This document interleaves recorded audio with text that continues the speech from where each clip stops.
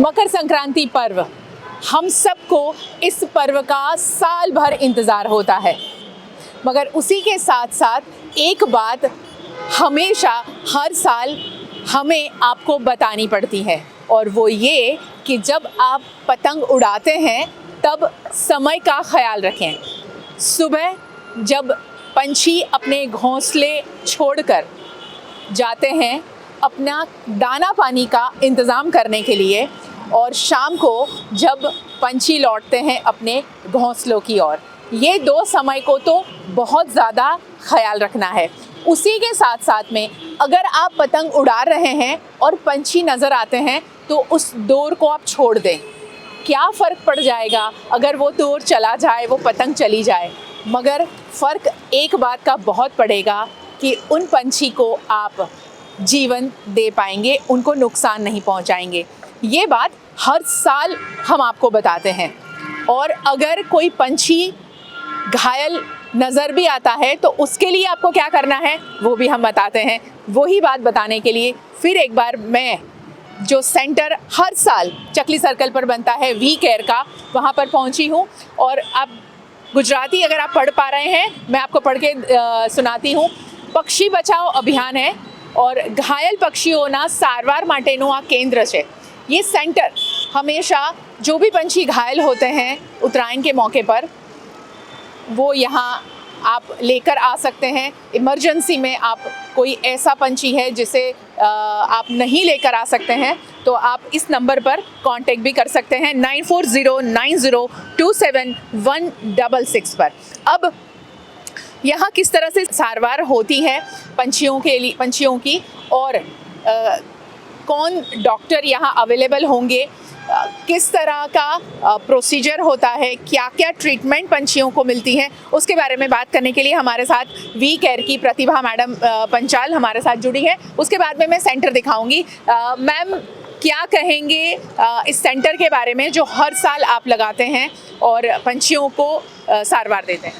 हम लोग पिछले 17 साल से ये सेंटर यहाँ पे चकली सर्कल पे लगा रहे हैं पक्षियों को बचाने के लिए, और हमारा फॉरेस्ट डिपार्टमेंट और आनंद वेटनरी कॉलेज के एसोसिएशन में हम ये सेंटर लगाते हैं हर साल। और हमारे पास 2 MBSc डॉक्टर्स सारवार यहाँ पे बैठेंगे और 4 BBSc डॉक्टर्स हैं और 4 LIs हैं हमारे पास, plus attendants and around 20 volunteers तो पिकअप करने के लिए कॉल्स अगर आते हैं तो। और लोग यहाँ पे भी बहुत लेके आते हैं, और ऑन द स्पॉट हम लोग डॉक्टर्स और मेडिकल टीम पूरी रहती है कि हम यहीं पे सर्जरी और कुछ भी ज़रूरत पड़े तो हम यहीं पे उसका ट्रीटमेंट करते हैं। और पोस्ट सर्जरी के लिए हम लोग शेल्टर पे रखते हैं बर्ड्स को, और इनके जो वाइल्ड फॉरेस्ट डिपार्टमेंट में जमा करना होता है वो हम वहाँ पे ले जाते हैं। जैसे आईबीस है या ऐसे कोई शेड्यूल्ड बर्ड्स आते हैं तो वो हम इमीडिएटली फॉरेस्ट डिपार्टमेंट में भेज देते हैं, उसको हम नहीं रखते। आपने कहा पिकअप की बात जो आपने बताई, तो ये एम्बुलेंस आप जो देख रहे हैं वो ये एम्बुलेंस जाती है मैम पिकअप के लिए? ये हमारी एम्बुलेंस है। ये हम लोग डेली मॉर्निंग 10 to 5 की सर्विस देते हैं। अनफॉर्चुनेटली हम लोग पूरा बड़ौदा कवर नहीं कर पाते हैं क्योंकि हमारे पास कॉल्स लगभग एवरी डे 50 to 60 कॉल्स आते हैं। बट एज सब लोग को पता है कि एनिमल्स पकड़ने में इतना टाइम लगता है कि हम लोग हार्डली 8 to 10 एनिमल्स पिकअप कर पाते हैं एम्बुलेंस में। पर अभी लोगों का अवेयरनेस इतना बढ़ गया है कि हमारे शेल्टर पे एटलीस्ट 15 to 20 केसेस लोग लेके खुद आते हैं, क्योंकि हम सब जगह पहुंच नहीं पाते हैं, हमारी एम्बुलेंस सब जगह नहीं पहुंच पाती है। इवन बर्ड कैंप में भी यही होगा कि हमारी एम्बुलेंस सब जगह नहीं पहुंच पाएगी, पर हमारे वॉलंटियर्स हैं जो अपने खुद के व्हीकल्स पे आते हैं और वो पिकअप करते हैं और लेके आते हैं यहाँ पे ट्रीटमेंट के लिए। और लोग भी अपने पब्लिक भी लेके आती है काफ़ी।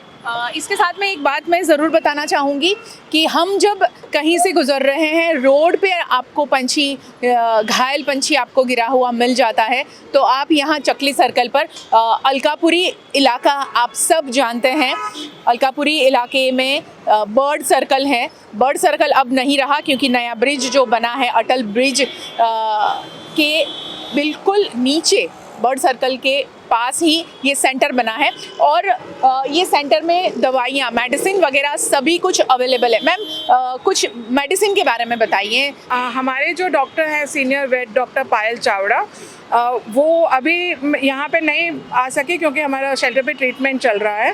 सो वो उन्होंने सब ये मेडिसिन पूरा शेड्यूल करके अरेंजमेंट किया है।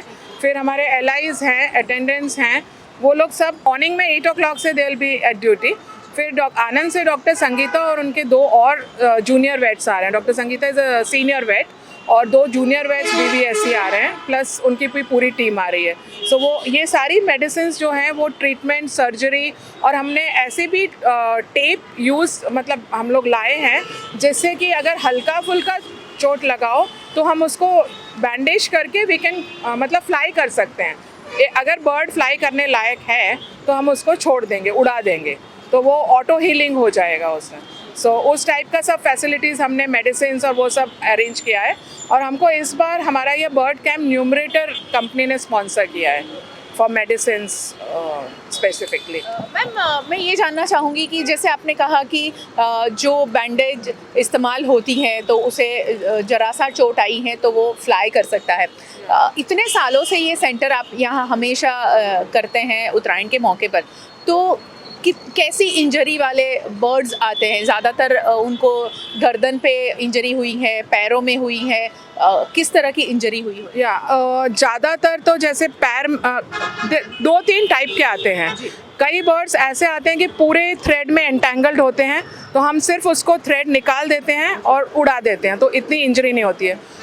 सेकेंड टाइप के आते हैं जैसे कि पैर कट गया होता है एंड विंग्स कट गए होते हैं, सो उनको हमको पोस्ट ऑपरेटिव केयर के लिए रखना पड़ता है बैंडेज करके। सर कुछ बहुत ज़्यादा ख़राब हालत में होते हैं जिनका कि हमको स्टिचेस लेना पड़ता है, और कुछ पोर्शन जैसे कट करके उसके स्टिचेस लेके, पर हमारा जो सर्वाइव कर जाते हैं तो अराउंड लाइक 80% सर्वाइवल हो जाता है, और जो आके तुरंत ही ऑन द टेबल डेड हो जाते हैं वो यहीं पे डेड हो जाते हैं, मतलब वो पता है कि दे विल नॉट सर्वाइव।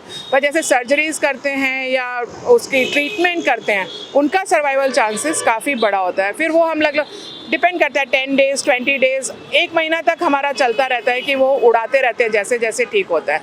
और हमारा शेल्टर ऑलरेडी थोड़ा फार है, गांव में है, ग्रीनरी बहुत है, तो हम वहीं पे उड़ा देते हैं। और हमने ऐसे भी देखे हैं कि कुछ कबूतर और ये सब वो वहीं रह जाते हैं शेल्टर पे, क्योंकि हमारा नेचुरल हैबिटेट है। शेल्टर पे भी बहुत पैरट्स हैं, मोर हैं, ये सब अपने आप आते हैं और जाते हैं, मंकीज़ हैं, मतलब नेचुरल है। इट्स नॉट दैट कि हम खाली डॉग्स का ट्रीटमेंट कर रहे हैं, सारे बर्ड्स भी बहुत आते हैं, तो उनको हम उड़ा देते हैं, वो वहीं रहते हैं, हम उनका खाना पूरा डालते हैं।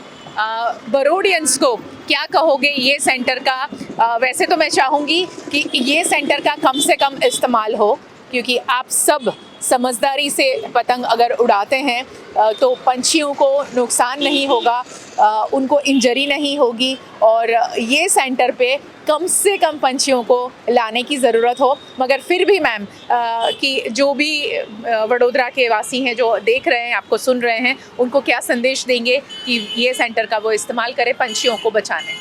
मैं एक ही रिक्वेस्ट करूँगी कि आप वो डेडली कोटेड जो ग्लास कोटेड मांझा होता है वो यूज़ नहीं करें। फेस्टिवल है, आप एंजॉय करें।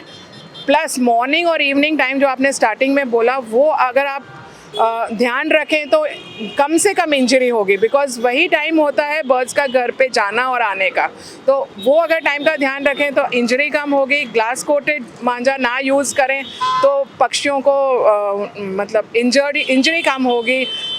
प्लस अगर ज़रूरत हो तो ऑफकोर्स हम इसीलिए बैठे हैं, पर हम भी यही चाहते हैं कि हमारे यहाँ कमी आए तो उनको परेशानी ना हो बर्ड्स को, and they live in their natural habitat.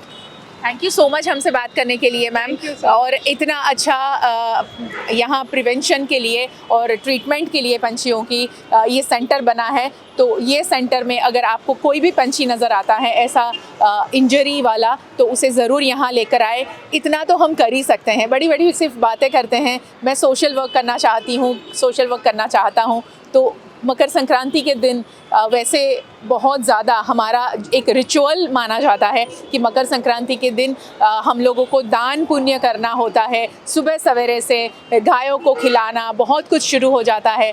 तो पंछियों के बारे में सोचना भी एक बहुत बड़ा पुण्य का काम होगा। आज के दिन ये बात ज़रूर अपने आप में उतारें, लोगों को बताएं, क्योंकि हम जब छत पर जाते हैं तो इतना ज़्यादा शोरगुल होता है कि उस बेजुबा पंछियों को हम उनका दर्द हमें महसूस नहीं होता, उनके दर्द में जो आवाज़, क्योंकि उनके पास आवाज़ नहीं है, वो आवाज़ हम तक नहीं पहुंचती, तो वो आवाज़ सुनने की कोशिश करें। उस म्यूज़िक के शोरगुल में ऐसा ना हो कि हम हमारे एन्जॉयमेंट के लिए, हमारे उत्सव के लिए किसी की जान को ख़तरे में डालें। मकर संक्रांति की बहुत शुभकामनाएं। हमेशा दूसरों के बारे में सोचकर त्यौहार मनाना एक बहुत अलग मज़ा देता है, तो इसी तरह त्यौहार मनाएं।